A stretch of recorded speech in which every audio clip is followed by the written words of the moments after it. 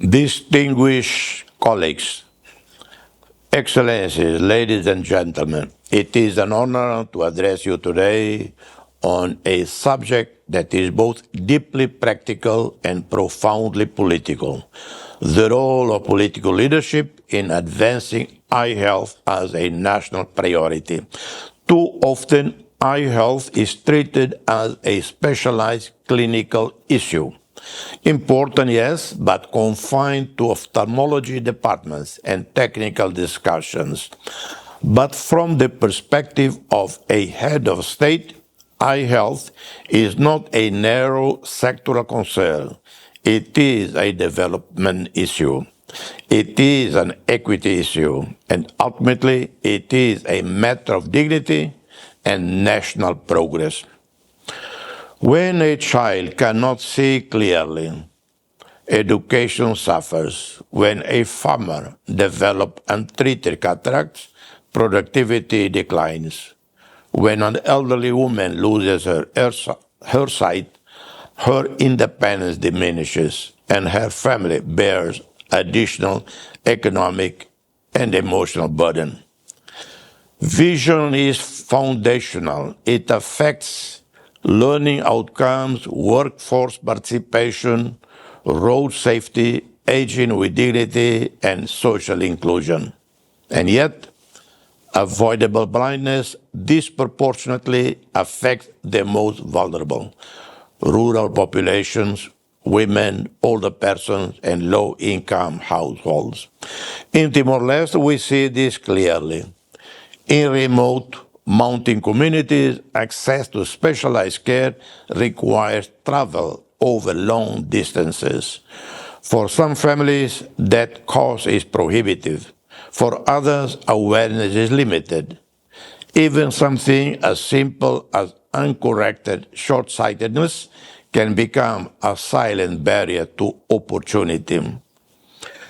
There is also another dimension, one we do not discuss often: stigma.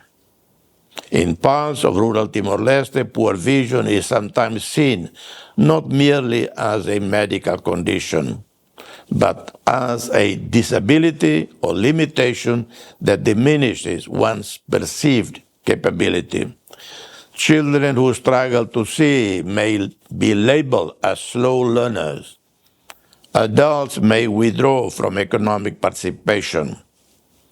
When vision impairment is misunderstood, it becomes not only a health issue, but a social barrier. This is why political leadership matters, because only political leadership can elevate eye health from the margins into the mainstream of national development planning. Timor-Leste is working to strengthen the role of eye health on our national agenda. Our health system is still strengthening, and eye health has gradually become more visible within our national agenda. We have adopted a long-term national eye health strategy extending to 2050.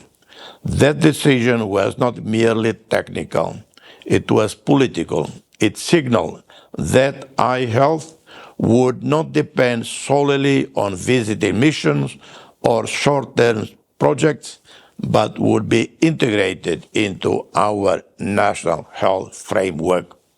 We recognize that sustainable change requires many things: training local ophthalmologists, strengthening referral systems, expanding services beyond our capital daily, embedding eye screening within primary care.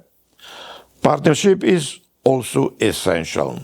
I would like to take a moment to recognize Dr. Nitin Verma, whose years of dedication to eye health in Timor-Leste have made a lasting impact.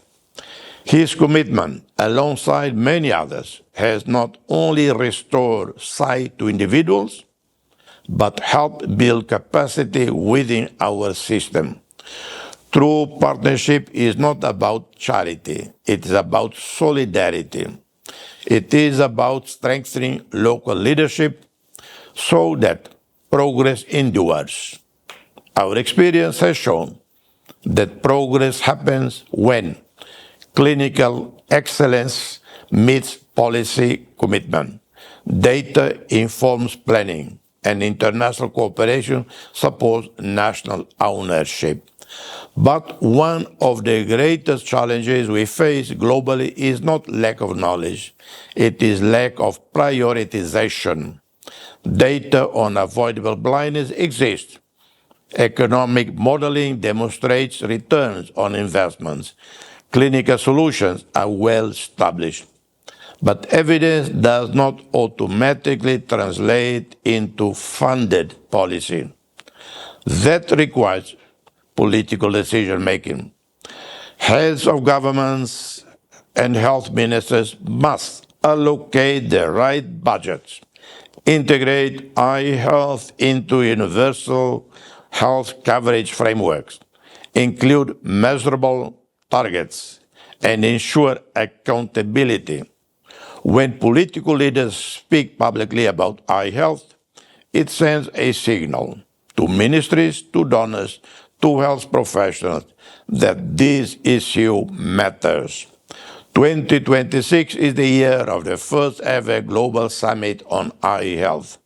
For the first time, eye health is being elevated to a global political platform. That is significant, but the true measure of success will not be speeches delivered at the summit. It will be the commitment governments bring with them. I encourage all governments to set clear targets, allocate sufficient budget, create workforce development plans, implement monitoring frameworks, and look at time-bound implementation strategies. Credible commitment means a specificity. As political leaders, we must ensure that eye health does not become well-intentioned declaration. It must be integrated into national development strategies and financing plans. Regional solidarity will also be critical. Countries in the Pacific, Southeast Asia, Africa, Latin America, and the Lusophone world share similar challenges. Rural populations, workforce constraints, geographic dispersion. A collective voice strengthens advocacy. Political leadership is about helping to shape those priorities. Eye health may begin in the clinic, but its impact extends into classrooms, farms, workplaces, and homes. In Timor-Leste, we have seen children regain confidence when given spectacles, eyeglasses. When we have seen elders resume independence after cataract surgery. We have seen communities transformed by restored sight. These are not small achievements, they are profound. Let us ensure that by 2026 and beyond, eye health stands firmly within the development agenda, not as a peripheral concern, but as a core commitment. I thank you all. God bless us all.